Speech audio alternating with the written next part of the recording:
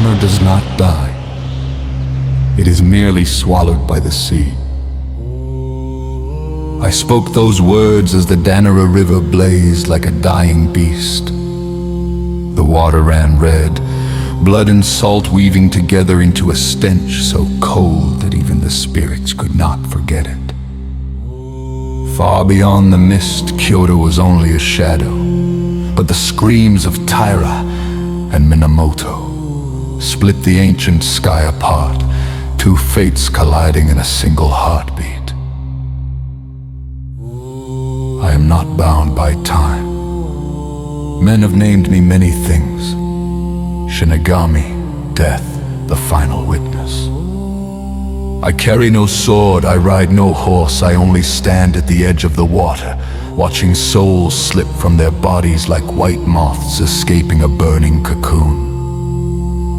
A young warrior of the Heike clan stumbled before me. His face was streaked with blood, his armor torn, his black hair slick with seawater. He raised his eyes, clouded and dim. Who are you? A god. I did not answer. Around us the tide kept pulling corpses downstream, their armor glinting faintly under the gray light.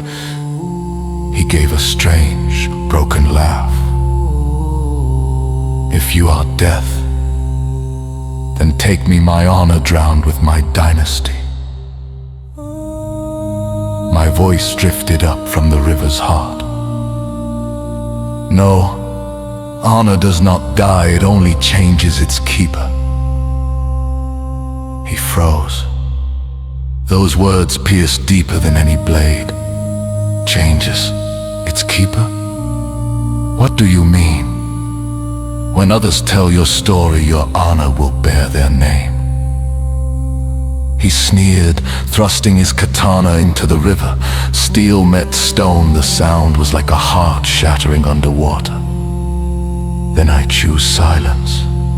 Silence has no master.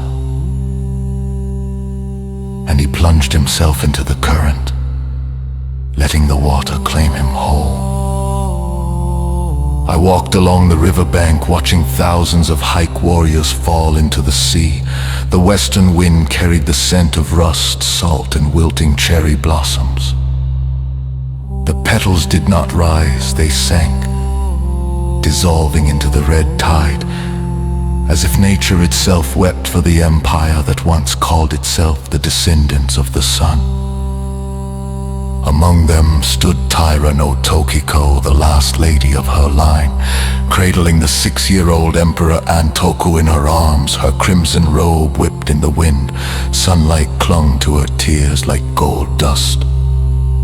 She whispered to the boy, "My child, the mother's sea is waiting.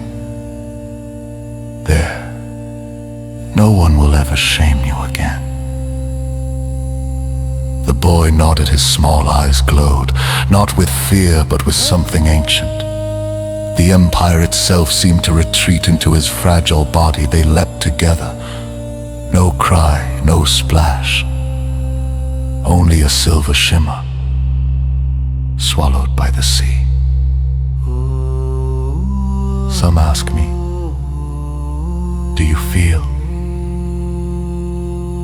I never answer. Emotion is not a gift for those who witness every ending. But that day, between KYOTO and the sea, between blood and mist, I felt something almost human, a nameless sorrow. From afar, the Genji banners rose in triumph. Their war cries tore through the air as if shouting loud enough could drown the voices beneath the waves. Yet none of them dared look down. For under the surface, thousands of eyes were still open, staring upward. I stepped into the river. With each step, the water trembled, as if Dannoura itself still breathed. Beneath me, the spirits waited. I said softly,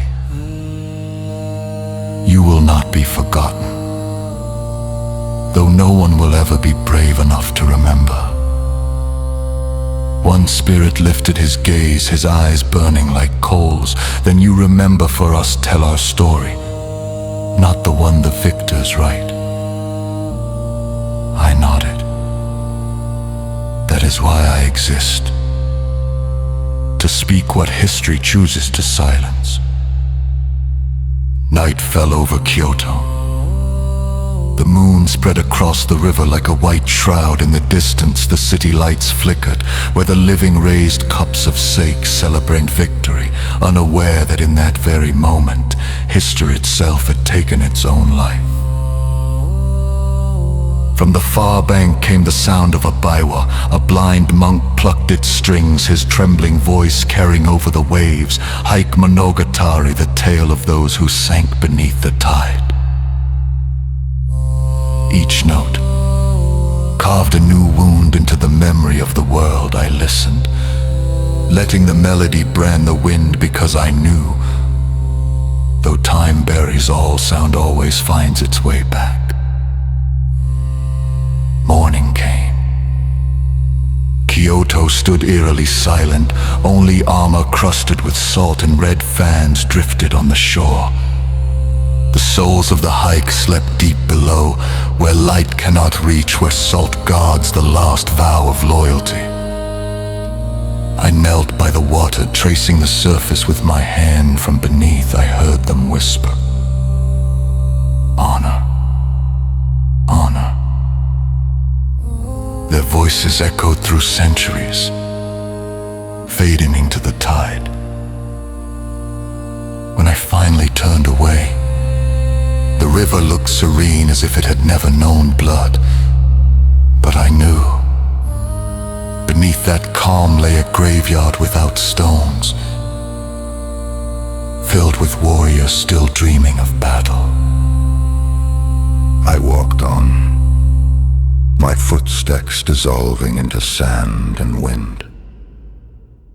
That is how history erases itself, slowly, without sound. The world remembers the victors. It forgets the fallen. Yet within that forgetting lies the truest reflection of humanity. Honor is not about victory or defeat. It is about how you choose to leave.